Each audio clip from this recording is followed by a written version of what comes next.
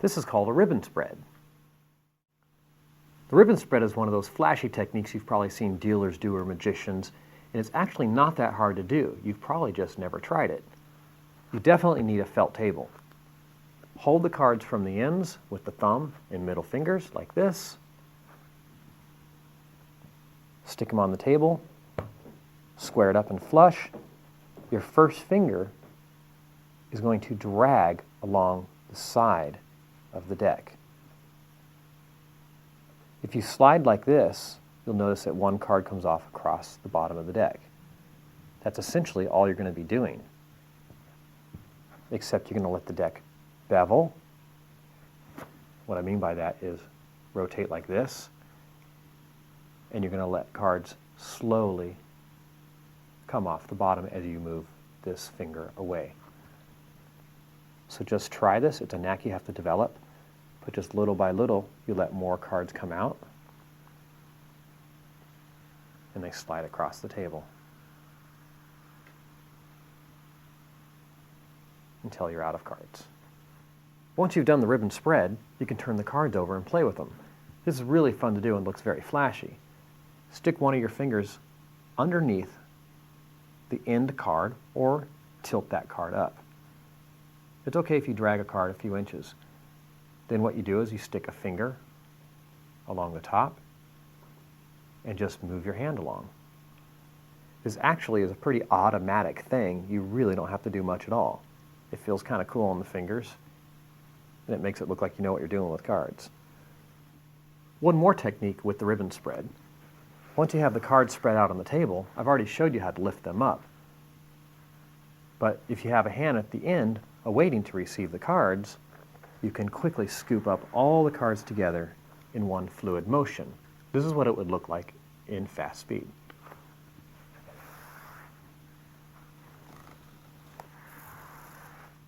One additional advanced trick you can do is at one point meet your fingers together and go in opposite directions, doing a double split.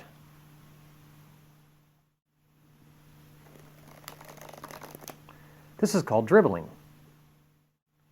Dribbling is another fun flourish for handling the cards. Hold the deck from the opposite corners with the bottom card barely hanging on to the skin from the middle finger and the thumb. You're going to bow the cards upwards while pushing your middle finger in the middle downwards, and practice just shooting one card off at a time. You want to release from the middle finger and thumb at the same time. If you don't, like if I release from the thumb, the card's going to pivot that way. If I release from the middle finger, the card's going to pivot this way, and it's going to be very sloppy. You want to time it so it drops at the same exact time. You go faster and faster and faster. That's called dribbling. One tip about dribbling: start with your hand really close and just go a couple inches and get used to dropping the cards individually. You're probably going to start off with doing big chunks in packets. That's okay. Once you get the practice down, you can get further and further away and get into great heights. This is called a thumb fan. To do the thumb fan, you're definitely going to need a new deck of high quality playing cards. They're slippery and they slide along each other with ease. The deck is held between the thumb and the first two fingers, right at the bottom short edge of the pack. The deck goes right down the middle of your middle finger. Your free hand is going to place its thumb along the edge of the deck, near the top. You're essentially going to swing this thumb around in a circle. But the trick is this: you're not going to use the flat edge of your thumb the entire way.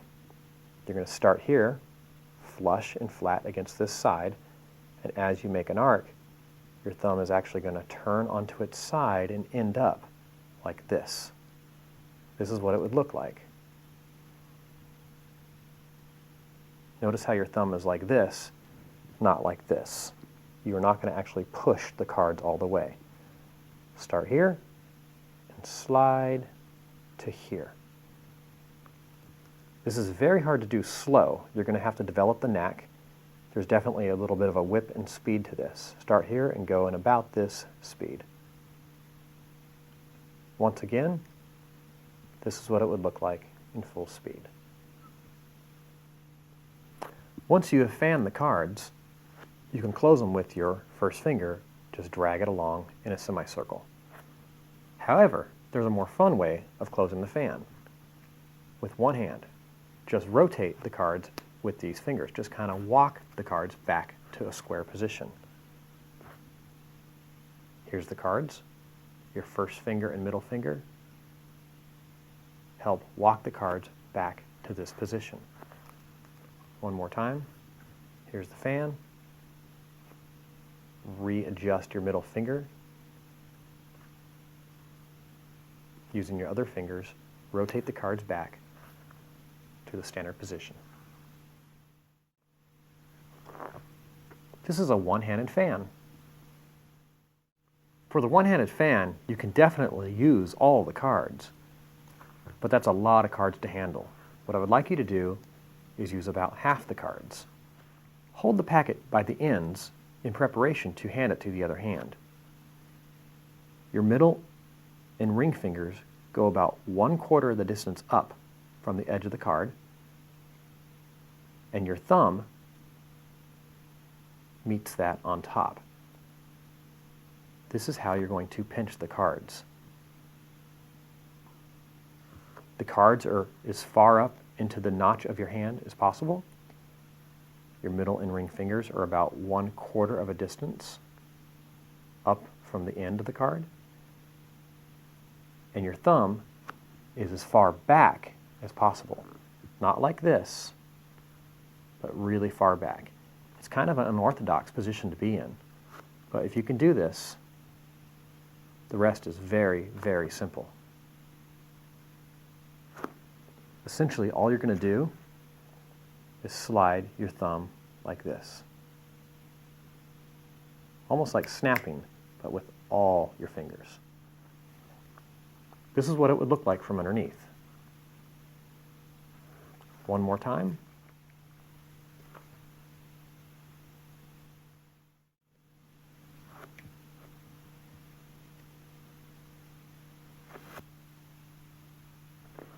That's called the giant fan.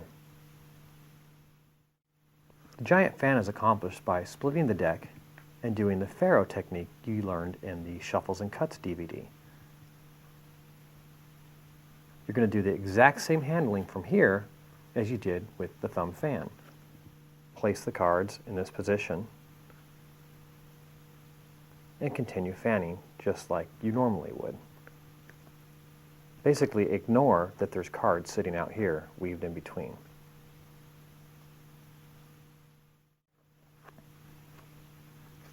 This is called a pressure fan. The pressure fan is a fantastic way of fanning the cards when you have an old or dirty dog-eared deck of cards. These are the dirtiest cards I could find in our studio. There's lots of bent cards, split cards, they're dirty, they don't fan or manipulate well at all. But for the pressure fan technique, they work great. This is basically the technique. You're going to bend the cards like this, and little by little, as you go around in a circle across your fingertips, you're going to let the cards go. Before I get into the full technique, I want to show you what the cards are doing from this angle. Buckle them like this, and watch what the cards are doing as I spread them across my fingers.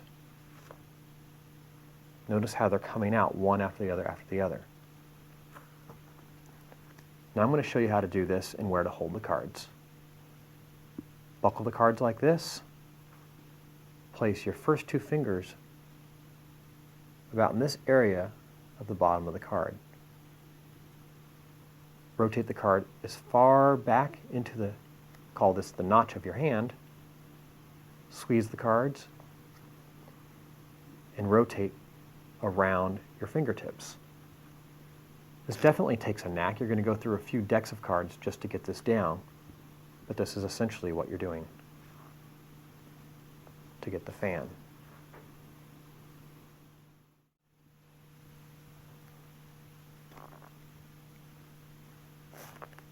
This is called the split fan. You've already learned the thumb fan. The split fan is basically doing a thumb fan with two hands, but the trick is getting it into the ready position where you can do both hands at the same time.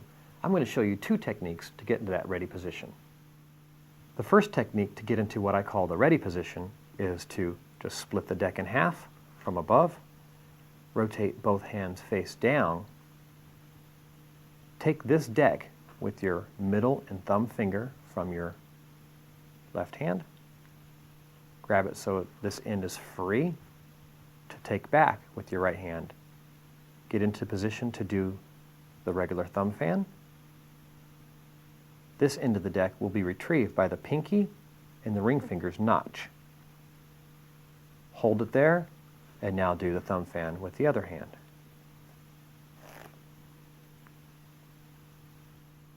A more advanced way of doing the split fan is like this. Split the deck into two halves, slide them apart about 1 inch or so, grab in this position, just like you would for a thumb fan with a deck by itself, but the difference is you are also holding an additional packet with these fingers. This is a really unorthodox position to be in. Once again, split half the deck forward, grab here like you would for a regular thumb fan, except these fingers have another pile of cards in the way. There's a step here. Your ring finger will be on the lower half, and your first and middle fingers will be containing the entire deck. Now there's this area here that you can retrieve with your free hand in order to do the other split fan. Here's an additional bonus flourish using the split fan technique. It's called the S fan.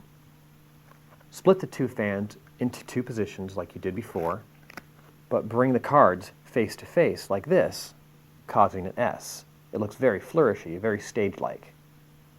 It's very simple to do. It's called the S fan. This is called the card spring. There's a couple methods of doing the card spring. You can hold the cards from the center or from the corners. I'm going to show you the corner position first. Holding the deck from the corners allows just a little bit of skin to overlap the bottom card, keeping it in place. Hold the cards from the corners, bow the cards downward, and at the same time allow a card to come off the tip of your skin.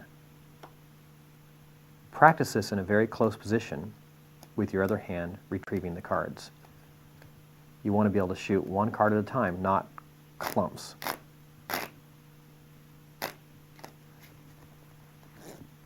Once you can get one card to go at a time, you can get further apart and go faster. That's the basic card spring technique.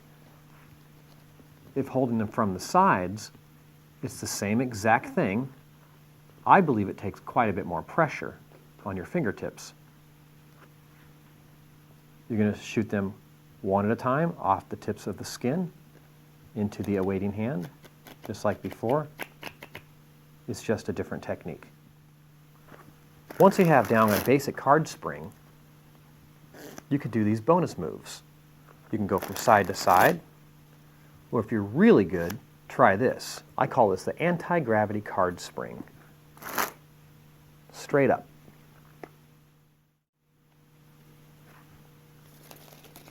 That's called the waterfall.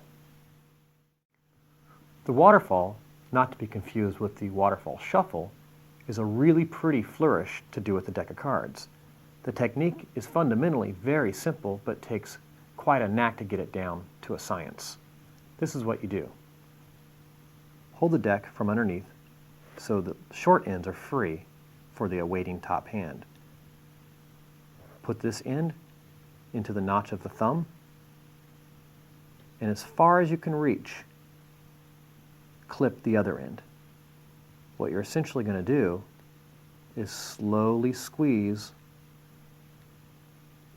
and cause space between all the cards, placing air between each individual card. The way that happens, once again, is by the top fingers slowly squeezing and beveling that edge, causing this air.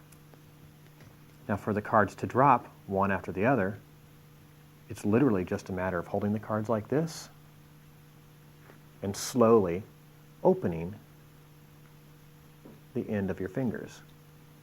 Literally just squeeze and open simultaneously. This is what it would look like at full speed.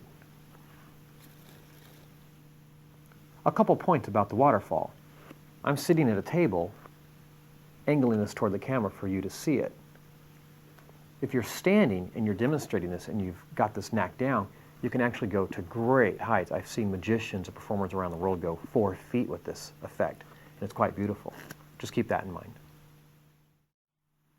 On behalf of myself and everyone at OPI, we wish you the best of luck at mastering these skills. We urge you to respect house and casino rules, become proficient at these techniques before bringing them to any live game, and never use these skills for cheating. To get more game, don't forget to check out other official poker DVDs. I'm Rich Ferguson, and until next time, see you at the card table.